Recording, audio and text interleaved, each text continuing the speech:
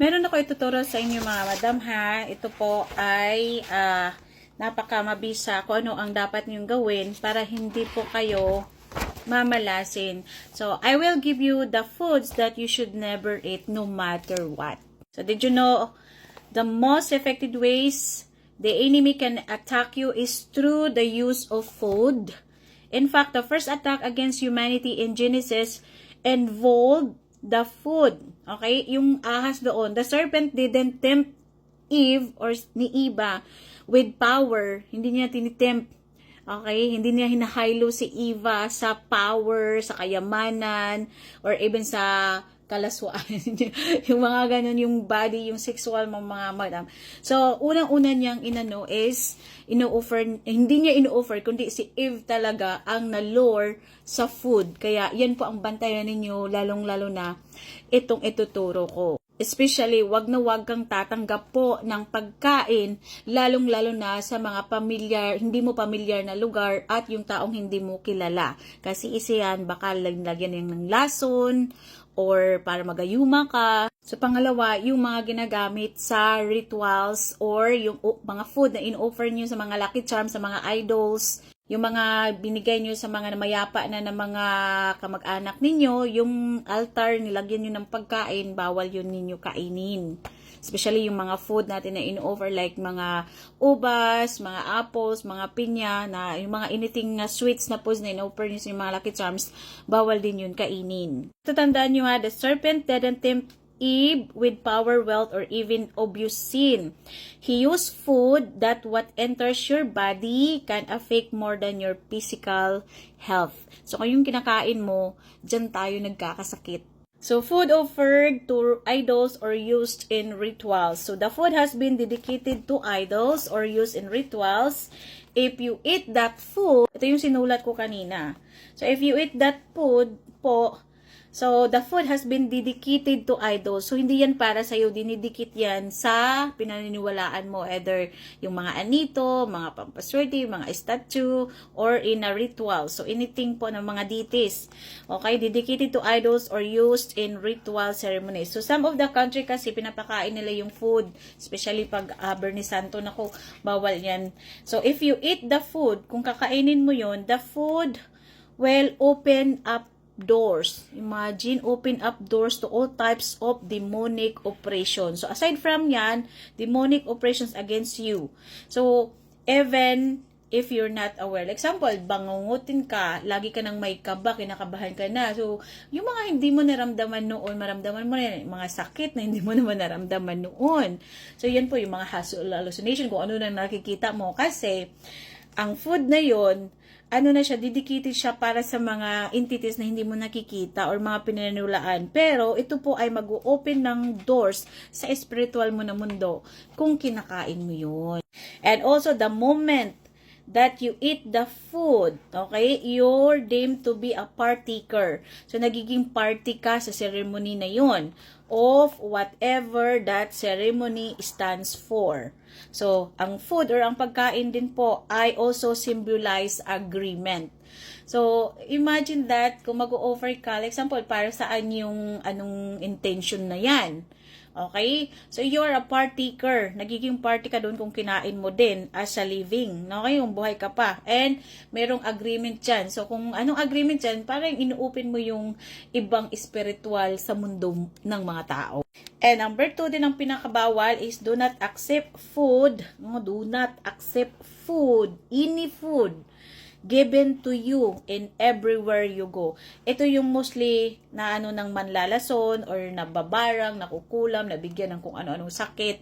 Okay, na hindi kayang gamutin ng isang doktor because bili ng bibingka habang nasa daan, nagbabiyahe, pumunta sa market or ang bus lang po ay tumigil para ng mga hihintay ng mga mga pasahero, tapos may nakita kang pagkain kasi gutom ka. Kaya the best talaga magbaon ka ng White Rabbit or mga mga biscuits kung ikaw po ay magbabiyahe para po hindi ka po makakuha ng mga food. Especially, hindi lahat ha, hindi ko nila lahat. Kasi lahat, minsan po may mga black occult din, mga black magic na nagtitinda using pagkain. Especially, mostly to sa mga gayuma, nilalagay, gano'n. So, dinuro din po yan sa Bible, okay? Sa Proverbs, tignan nyo po yun. Proverbs 23, 1-3, Solomon warns din. And also, yung sa Genesis, diba, tinitempt niya si Eve para kainin yun. And also, food or ang pagkain creates access to your spirit. So, makikita yan sa 1 Corinthians 10:20-21. So, si Paul nag-warn sa mga tao. Imagine kung kumakain ka sa mga pagkain na binigay sa'yo. Like example, galing sa enemy food. Tumatanggap ka ng pagkain galing sa enemy or kaaway mo. Nako, hindi ka siswertihin, kundi magbibigay pa siya. Parang nananalo na siya over you. Kaya bawal kang kumain or bibigyan ka ng mga ano po, pagkain or mga gift na galing sa taong galit naman sa'yo. And also, ito din po ay ang mga food. Pwede yang lagyan ng lason, pwede yang lagyan ng mga ill wishes para magkasakit ka or mga kung ano na ng mga kaba yung mga sakit. Diba sinasabi din sa mayroong kasabihan na what you eat is what you are. Totoo yan, di ba? So, the best talaga na medicine sa lahat is fasting. That's what I want to learn more. Na kung gusto mong ma-heal naturally ang katawan natin sa mga sakit-sakit, the best talaga is fasting. Mag-fasting po talaga. Hindi yung kain tayo ng kain. Kasi the way na kumakain tayo lagi, parang mayroong isang demonic oppression po sa ating katawan na yun ang nagtitrigger ng mga bulati kung ano yung nasa loob ng ating katawan na magkukos ng sakit, na the more you eat sugar, the more sakit that you have. Kaya ito ang talagang nililearn ko kasi the more na lalong-lalo pag mga babae na meron na nalagyan na ng bata yung tiyan, kasi magkaka-ulcer ka, 'di ba? Parang ang sakit na parang hihina kapag hindi ka makakain. So, the best talaga ay you have to, yung paunti-unti lang ang pagkain mo. Hindi yung paggutom kakain ka talaga lahat. Kasi, the more that you eat, the more na magkakasakit ka. So, talagang slowly. Tapos, bawal kang kumain sa mga, yung nagbabiyahe ka sa mga lugar na hindi mo kilala, hindi mo familiar, especially sa mga taong di naman taga roon ka, biyahero ka lang, naku, bawal yan. At saka, magpunta ka sa mga club, mga example, mga taong kung ano-ano nilalagay yan na gayuma para magayuma ka or mahalucinate siya. Especially pag, yung alam mo naman na may dunong, kapag nakain mo yan, ako, madali kang gayumahin, madali kang pasunurin. Yan ang mostly po na talagang the food, you will not eat no matter what. So, madala ka talaga ng sarili mong pagkain. Unless, kung ang nagbigay ng pagkain na yan ay kilalang kilala mo or sa restaurant na kumain ka na talagang marami din kumakain or kilalang kilala na siyang matagal na siyang nagbibinta. So, wag kang kumain pag if your instinct po na parang feel mo or parang nangsusuka ka. Sa signs po sa nalason ka or ka ng black occult or mga mangkukulam ay pagkain mo nang sisweet ka nagpapawis ka ng malamig, tapos yung kuko mo magbablock. So bawal mo siyang yung tao na yun bawal mong dalhin sa hospital kasi yan po ay madidido. Kundi painumin mo siya ng langis, okay? Or langis ni tatay, yun.